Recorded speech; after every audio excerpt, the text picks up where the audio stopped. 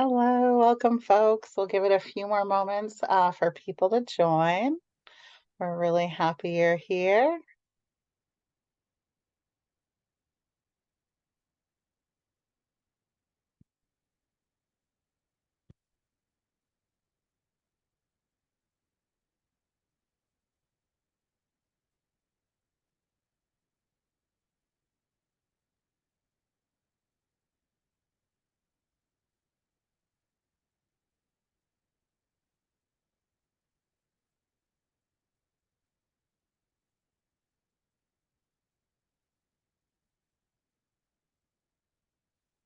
I'm going to put one of the things that we'll be discussing into the chat. I think people got it on the email, but this way you'll have it handy.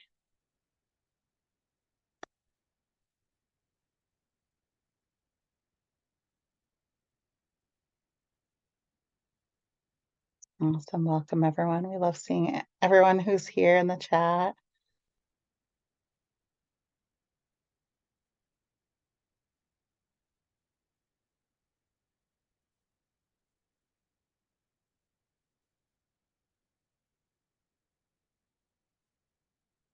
The folks from Redington, from Katie Cap.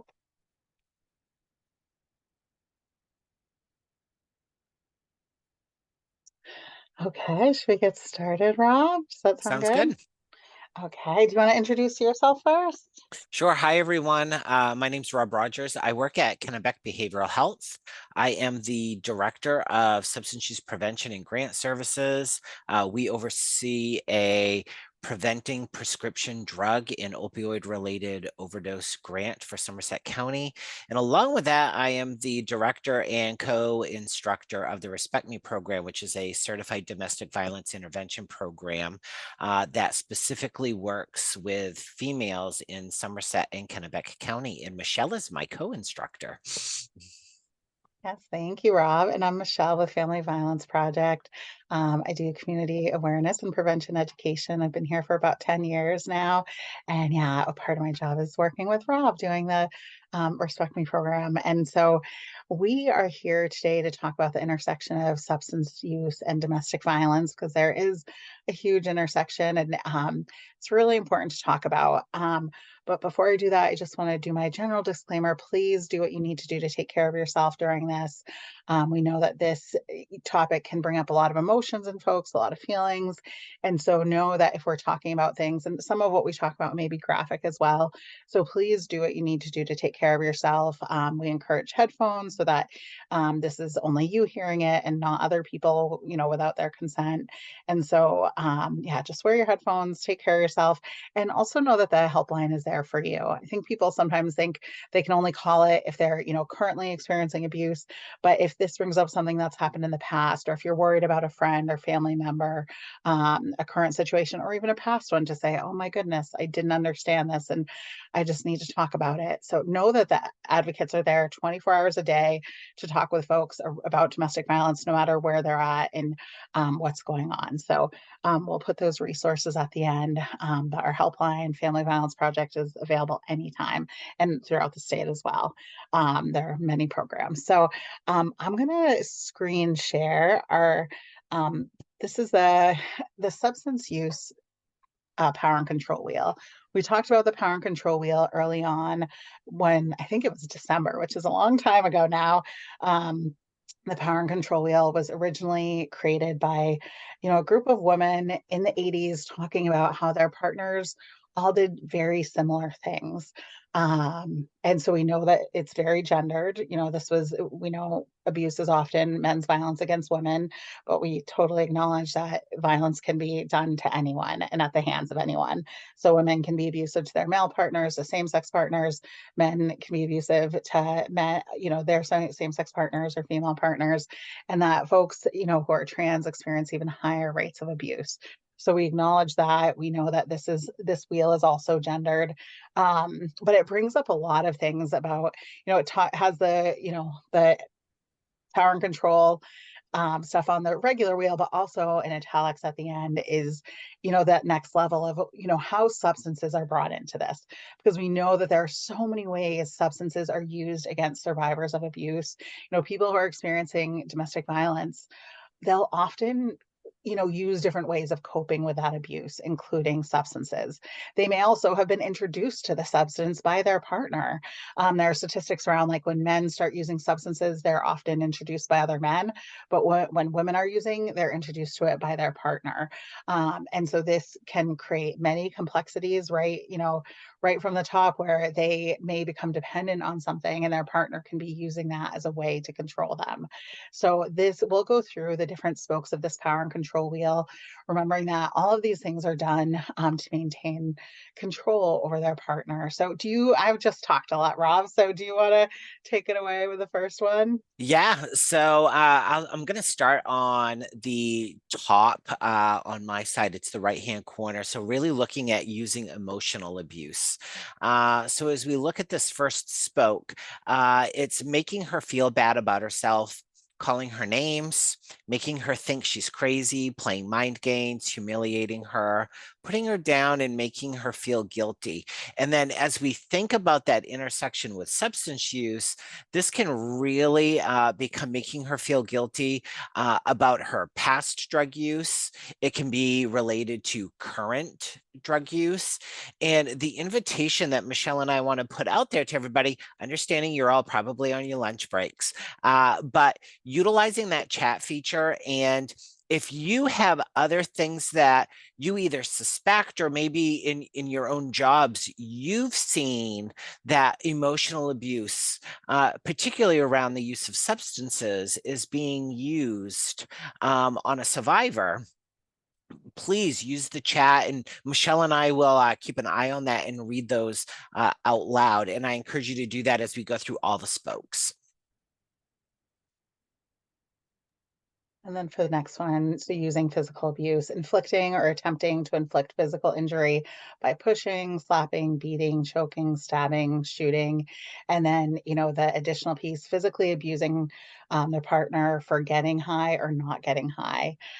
So that could be forcing someone to use substances when they don't want to, or keeping them from using them, using physical abuse. And I think of this coming up a lot with, like, law enforcement. They may tell the law enforcement officer, if the police come, they say, oh, well, I just can't get control of them. They're just always using these substances. And what am I supposed to do? When we know there's no excuse for physical abuse. And if someone is, if they're a danger to themselves, if that truly is a concern, there are things that people can do. But using substances as an excuse for why they were violent with their partner, that doesn't pan out. So, but that might be what they're saying over and over, right? This is your fault. I did this because of you, because of your use, or forcing them to use when they don't want to. Yeah. And some, you will notice some of the tactics that we discuss may fit more than one category. And one of the things I would say with physical abuse, for me, anytime an individual forces another individual against their will to either ingest, or if it's being injected, a substance, for me that would fall under physical abuse as well. Because if I have not consented to having that substance put into my body, then that's physical abuse.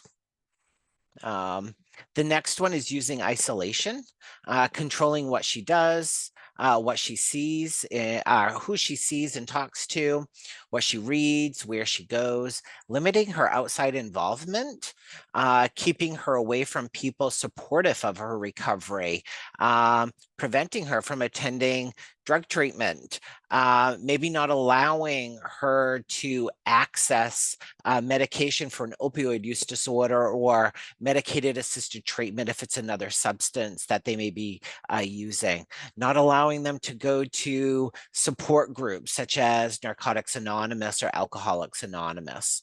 So really that isolation. When we get into resources, going to talk about another program, we have recovery coaches, maybe not allowing that person to interact with their recovery coach. So all of those things fall under the isolation. And I always just want to say about isolation, we are in Maine, a lot of us are in rural Maine. We are so isolated already. And so someone keeping their partner from being able to attend these things, it really it's like a cornerstone of this because when things are happening, if you're not able to talk to someone about it, this can that isolation is just so huge.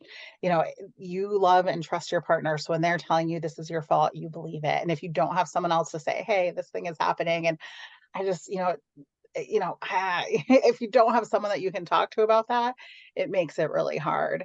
And the isolation piece too, it may look like you can't do this, but it could also look like I'm going to start a fight and you're going to miss your appointment and then your doctor's going to drop you. And that's like a blown out of proportion example, but we know that people lose providers because of missing appointments often. And so like knowing that that can be a way, it might not have been them saying you can't go, but like doing things, throwing your keys in the woods so you can't go to that appointment and then lose that resource and that lifeline. So it can look, outright this way, but it can also look other ways. And Michelle, I think it's a good place for, I mean, we've had this experience within our classes in working with women where we think about that isolation and they may be, mandated either by child protective services or maybe they are involved with the legal system. Maybe part of their probation or a deferred disposition is that they attend certain programming that can include substance use treatment. Um, and if the partner, through their coercive and controlling violence, is preventing them from do that, they look non-compliant.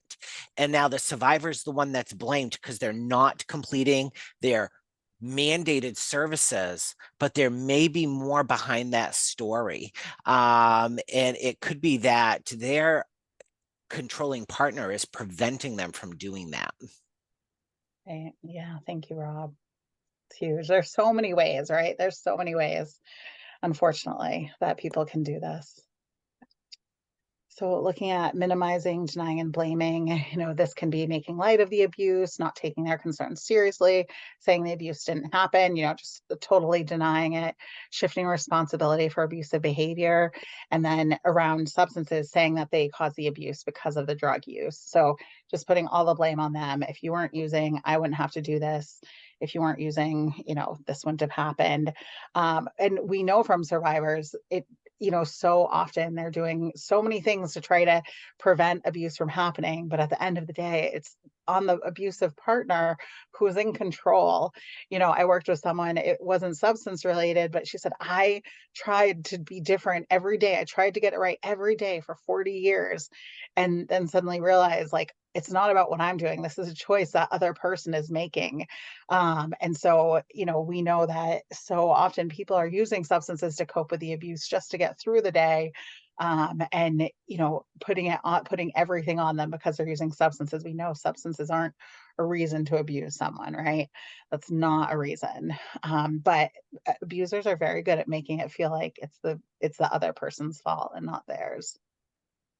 Yeah. Thanks, Michelle.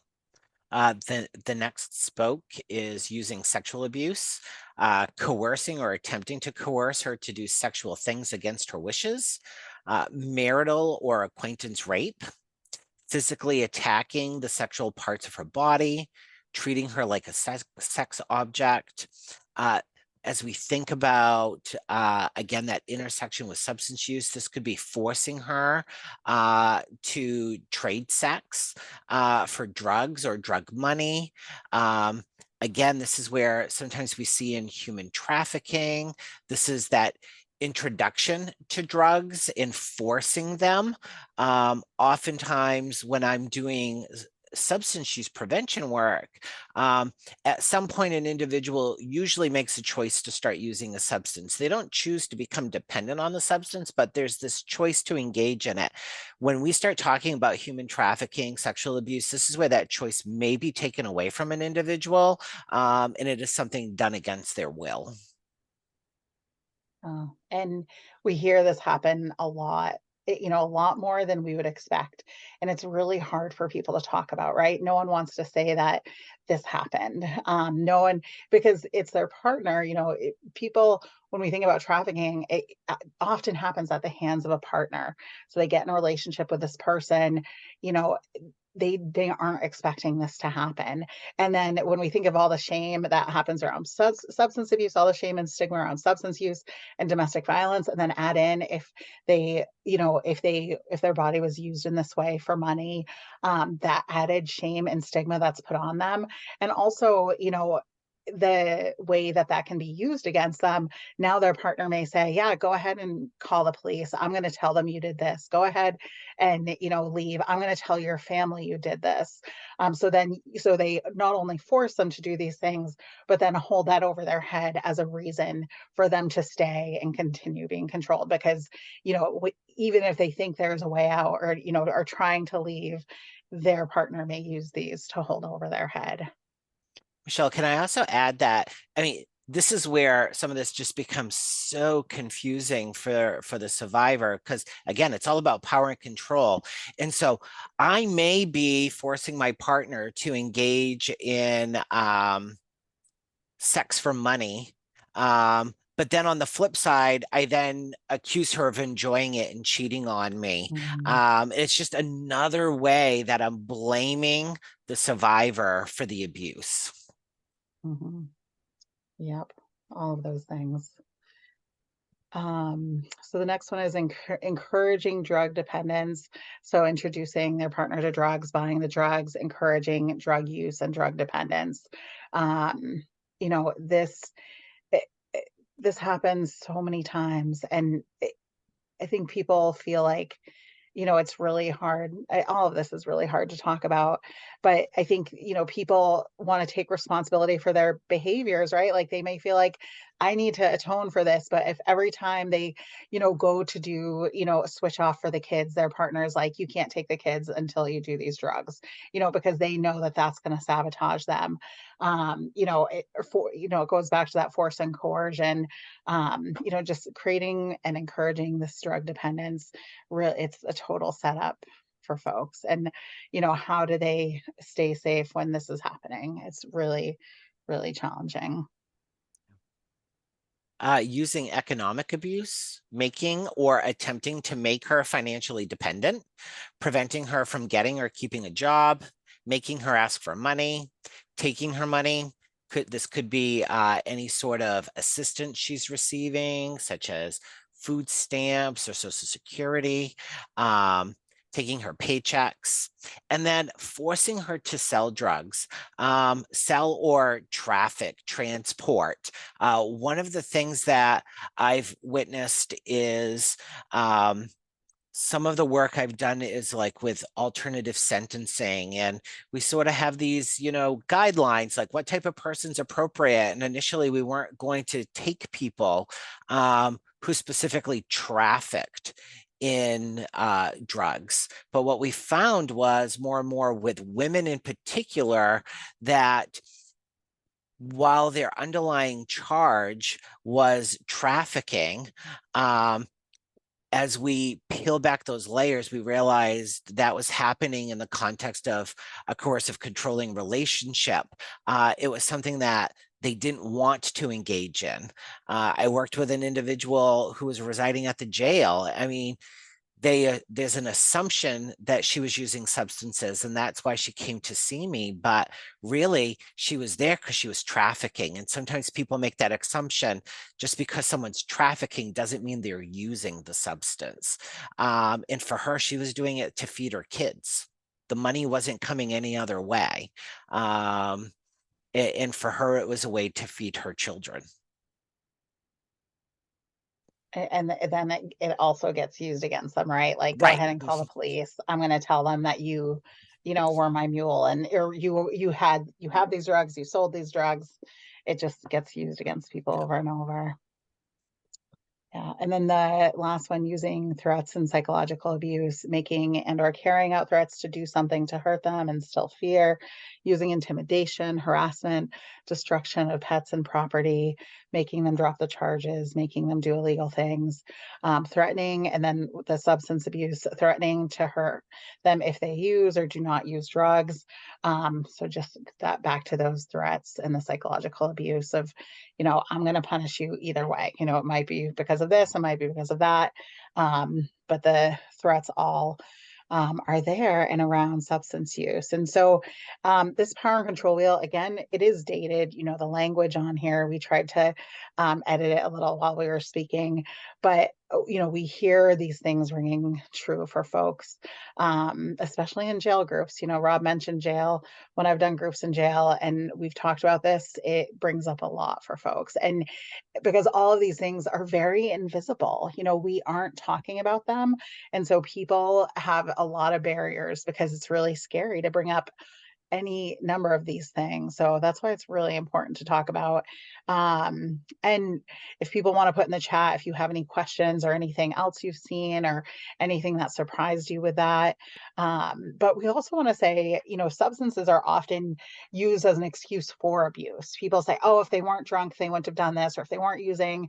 But, we see that belief system of I have the right to do this to my partner being like a fire, right? And so maybe using substances is like throwing gasoline on the fire, makes it bigger, makes it more dangerous, makes it more volatile, maybe makes them do things that they wouldn't have done when they weren't using.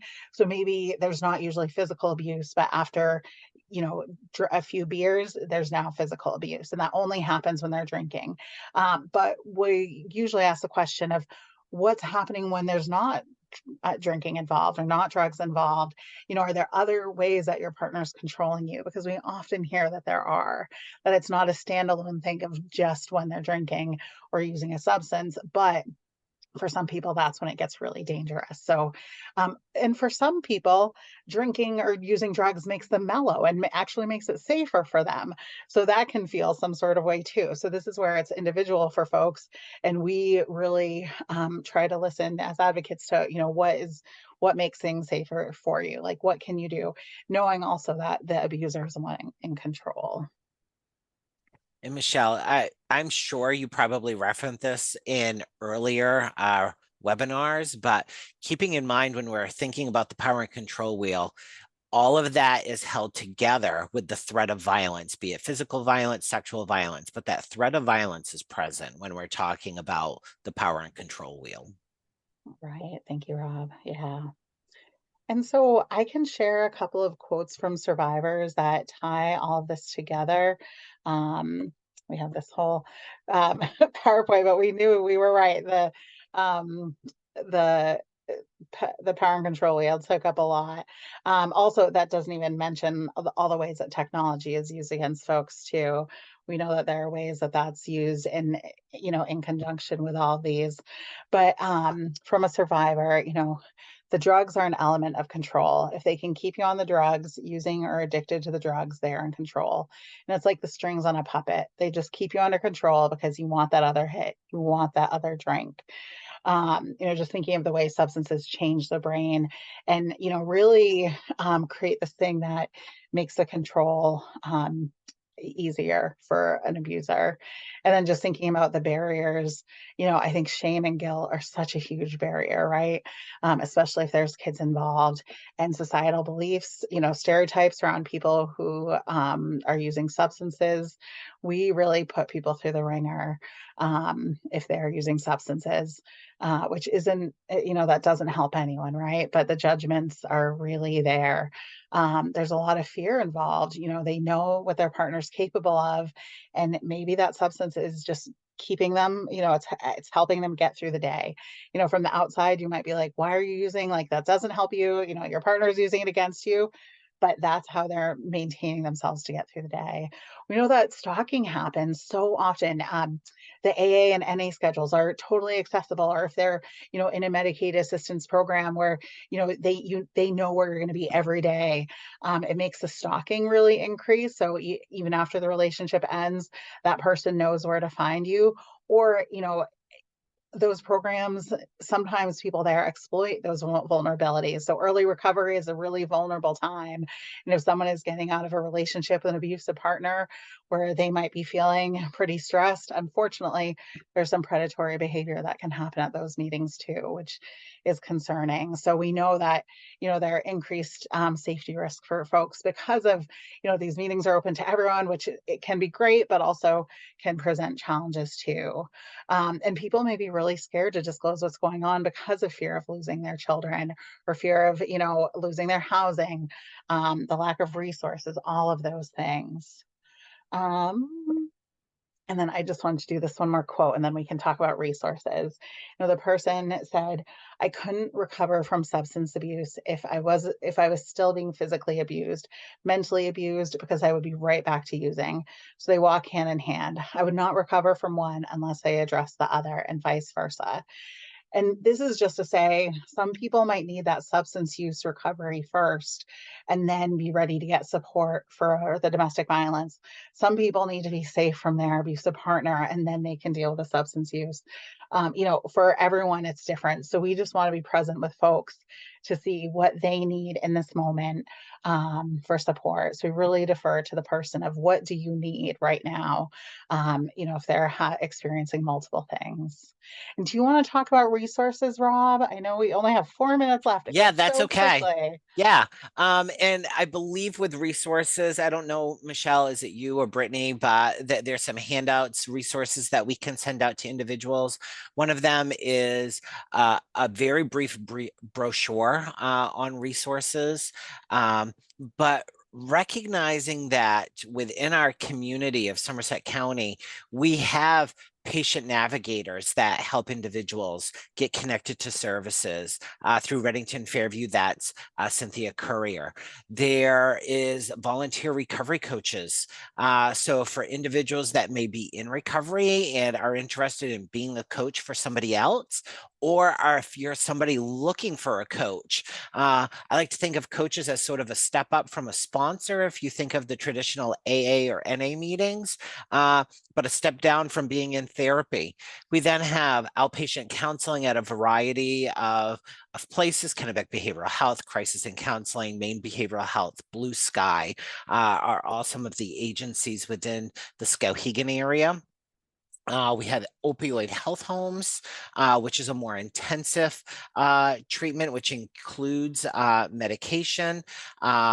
There's the Bridge Clinic through Redington-Fairview General Hospital. There is rapid induction for medication of opioid use disorder happening in the emergency department for both Redington-Fairview and Sebasticook Valley at Northern Light. So we have lots of different options.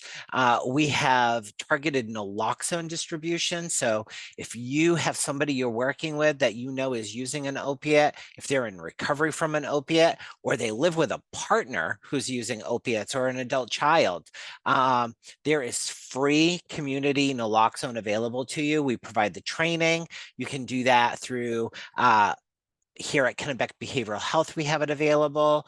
Somerset Public Health through the Pathways to Recovery are also available to do that. And we are looking at how to get that further throughout Somerset County, how to get it up to Jackman and some of those more remote places. And just when in doubt, know that you can reach out to myself, Somerset Public Health, some of these other groups.